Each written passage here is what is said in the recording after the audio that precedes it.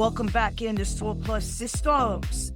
This isn't a podcast about pretending that life was easy. It's not about fake motivation. It's not about just think positive while your entire world is collapsing around you.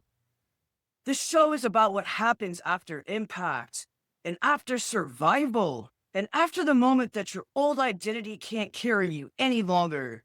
And today's guest, this conversation is going to hit people hard because this isn't theory. This isn't recycled internet advice.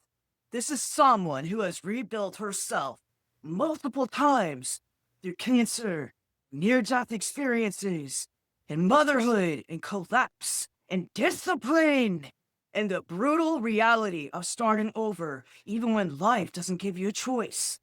Today, we're talking about the difference between surviving and rebuilding.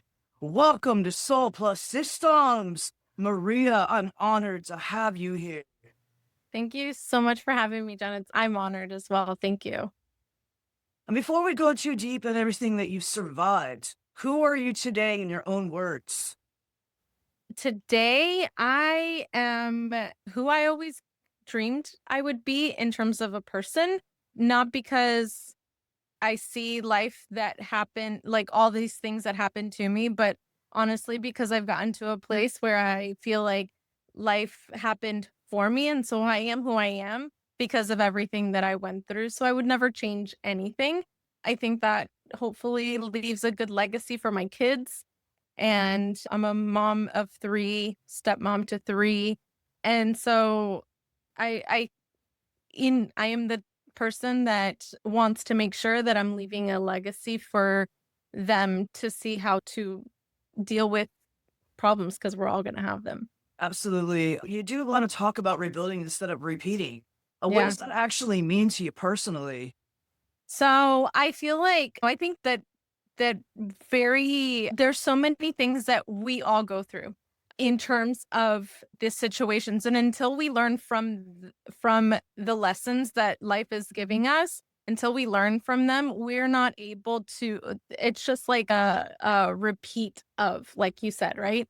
So I've gotten to a point that after my fourth cancer situation, I really had to dig in and really look at, like, why is why am I continuing to get this? And I realized that through so much work on myself, I went through therapy, I went through mindset coaches and all these different types of forms of really learning who I am. I I understood that it is about learning that I'm not a victim of any of these things. They all needed to happen because I wouldn't be who I am. And so to me, rebuilding is learning those lessons and understanding that there was so much dis-ease in my body. I was dealing with so much the repetitive trauma in my mind that I kind of left that stuck in my body, and it created this disease over and over again. And until I decided that I can't do this anymore, I really need to just dig into what is happening in my life and what am I learning from it. That's when I started to rebuild and really, You like, mentioned the moment that everything shattered, the near-death yeah. experience, being the single mom with three kids. Take us back there emotionally. Yeah, absolutely. So when I was 28 years old, I had just separated from my ex-husband. And I was dealing with some health complications. I was in a lot of pain. I couldn't stay through a whole week of work. And so I didn't know what was wrong with me. The doctors thought that it was just a cyst that was bothering my ovaries, bothering me in my ovaries. And so my ex-husband had left the house December 2nd of 2010, and I was 28 years old, single mom of three kids. My oldest was 6, or excuse me, 5, about to be 6, and my little one was 2 years old. And that moment that the doctor was like, no, this is actually more than what we thought. It grew a lot more than what we thought. We need to go and have surgery. That was December 22nd that I had that surgery. And I went in for a routine, like it would have been like an hour in outpatient surgery. And it ended up being 4.5 hours. I almost lost my life a few times. There was interventions in terms of blood transfusions that had to happen. It ended up being not a cyst, it was a tubal ovarian abscess. And so the doctor, before he went and aspirated the liquid out of the cyst, he saw that it was this abscess, and they ended up having to do basically like a C-section for my ovary and fallopian tube with this abscess that was just all over, which made sense then why I was in so much pain. And so when I woke up, the doctor took a deep breath and was like, I almost lost you a few times. And that realization of I might leave my babies and they might not have me really shattered my heart. That's completely understandable. Those are definitely the hard things to face. In that moment, what was the real decision that you made? Not the polished answer. It's not the motivational version. Yeah. Actual internal decision that shaped that moment for you. Yeah, I questioned everything. I questioned whether or not I made the right choice in asking for a divorce. I questioned the choices that I had made. I was in full doubt of everything because I thought life was going to look so different. And when I felt like life was almost taken away from me, it's the am I even living what I'm supposed to be living?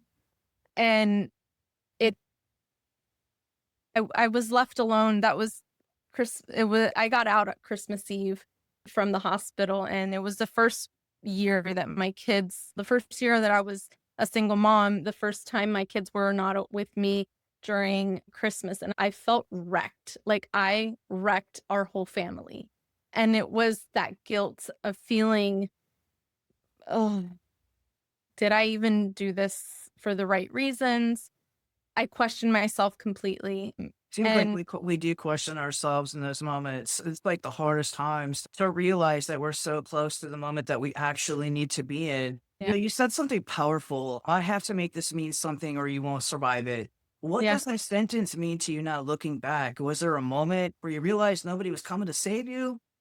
I feel like there was a few of those moments. There was that in that moment in 2010 when I woke up from that. There was that moment again when I had my full hysterectomy in 2015, that I had the cancer for the fourth time. I had that moment of shit. Sorry. No, you're good. It was We want it it real and raw. yeah, like, it was that moment of I can't no one's here. It's gonna be me, right? It's me, and what can I do? Because if I don't do something, I remember before I had the surgery, when the doctor told me the cancer came back, this is what I would recommend. I would either recommend the full hysterectomy. That's my top recommendation, or we would have to do the surgery to remove some of the cervix again and so forth. And I was not ready for the full hysterectomy. And I know that sounds weird. These are your options, cancer or menopause, right? And there was so much to think about because there was like I had at the time diagnosed bipolar 12, 13-year-old, and that was hard to deal with. And then I was going to be going through menopause, and I was like, "Oh my god, we're good." Like it's already so hard. What is going to happen? And I told him, I was like, "I need some time to think." And I went on a business trip at the time, and it was to Miami, and like after all my meetings one day, I just sat on the beach and just listened to those waves and meditated, got real deep myself. And then the next morning I woke up again, I went to the beach and I saw that sunrise and I was like, all right, either I could let this continue to bring me down and end up with my kids grieving their mom, or I need to do something. And so I decided that the hysterectomy would be the way to go. And it It's was like one thing I think people misunderstand is that rebuilding really starts with giant wins. It really starts with yeah, tiny disciplines like going to the a beach little and just bit. watching the sunset. What were the micro disciplines that helped pull you out when you could barely function? So I actually ended up like right before that like in between my third and fourth diagnosis, I had gained a lot of weight and I really just felt unhappy. And I decided that I was going to start working out from home, but I didn't know how I was going to do that. And I remember getting this email come in for this dance workout. And I'm like, oh, dancing, I could do dancing. Right. And so I decided that I would, because it was being done at home, I wasn't gonna stay accountable. So I basically started to post every day my workouts. And I knew, and not because anybody really held me accountable, but I put it out there, right? And I was like, if I'm gonna do this, people are gonna know. And I don't care. I just need somebody to know so that I stay disciplined. And I every day was making that decision of, okay, am I gonna work out? Oh yeah, duh. People know about this. Let me get up and work out. And Yeah, it hold was yourself accountable to do those reps. and for real, it was Yeah. really hard to think about that. And then it was like, okay, now I'm working out. I should really eat better. How should I eat better? And I'm Hispanic, and apparently we don't believe in vegetables or healthy food. It's not a thing in my blood. And so I never grew up that way. And so it was so hard to just expand my palate and start learning how to eat. And but then I started feeling better and I was like, okay, all right, it's that decision of, okay, so maybe I'll meal prep a few days so that cuz I'm a busy mom, a single mom, traveling for work and all of these things. So I let me start with meal prepping. And so it was like finding the like how to fine tune my routine so that it worked. And so then it became, okay, the kids can help me bag my little vegetables, portion them out. And so I started to get them involved. And it became, okay, so if I'm doing a fun dancing workout, maybe they can join on one. And I used to have my youngest one do the workouts with me. And so it literally, and then I couldn't do it in the afternoons because I would be so dead tired. So I was like, all right, let me wake up a little earlier. Maybe I could. So it was But just that literally, daily routine of yeah, doing all those things really helped you out to be consistent. You yeah, did say something that hit me pretty hard. The discipline required to choose victor when victim feels easier. That's yeah, real. But how do yeah. people break out of victim identity when pain becomes comfortable? So my biggest lesson in life, and I feel like my I've made this my life motto now, is life is happening for you and not to you.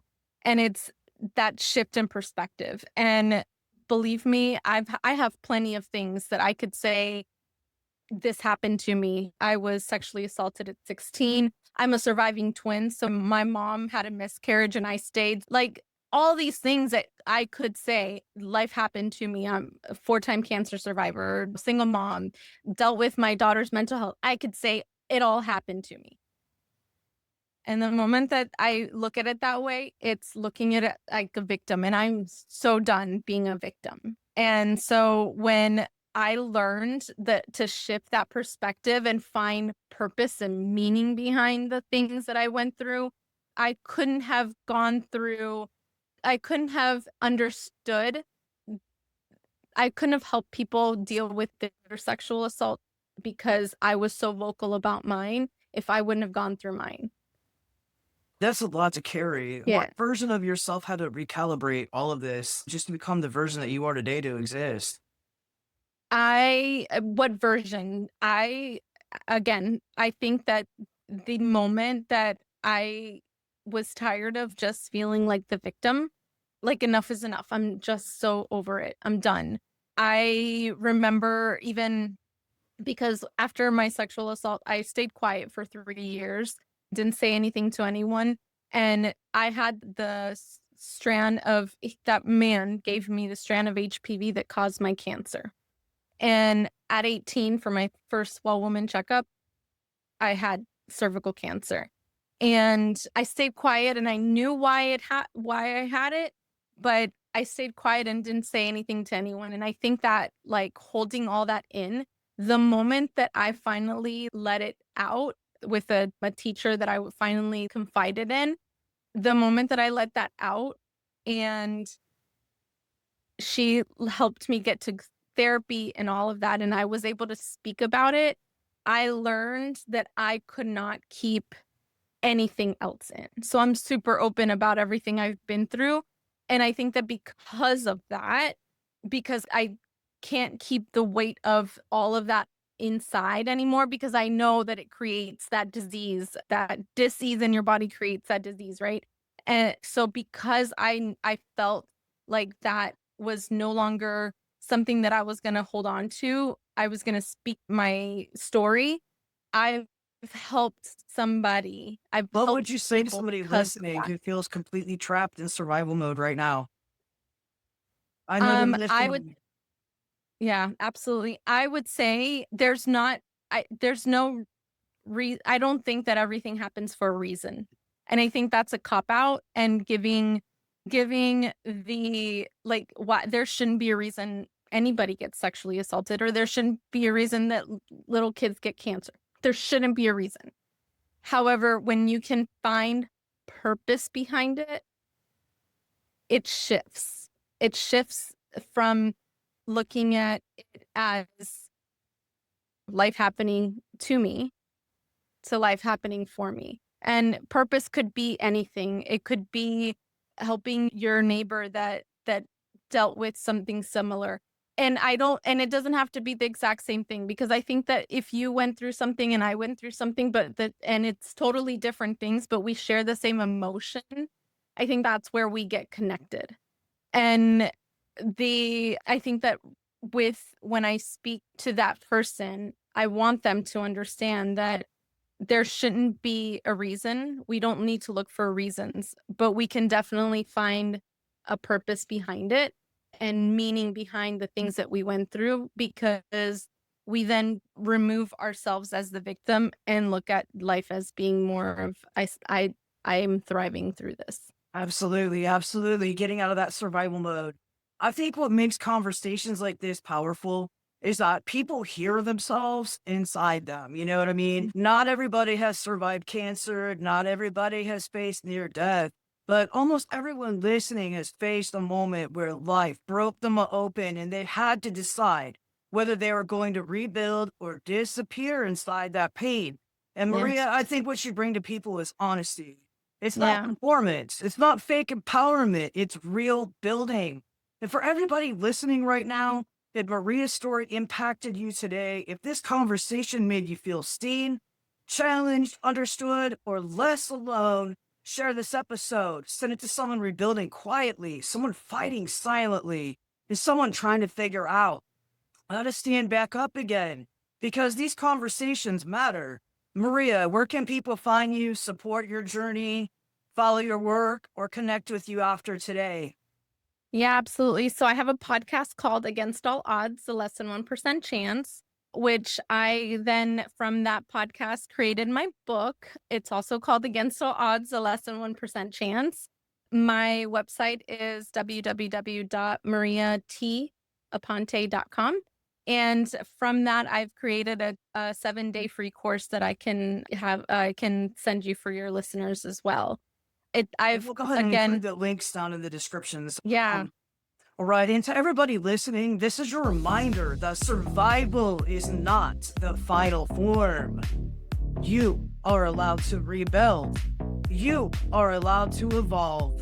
And you are allowed to become someone entirely different than the version the pain created. This has been Soul Plus Systems. I'm Jen, and until next time, build the system and protect the soul and stop living like you are meant to stay broken.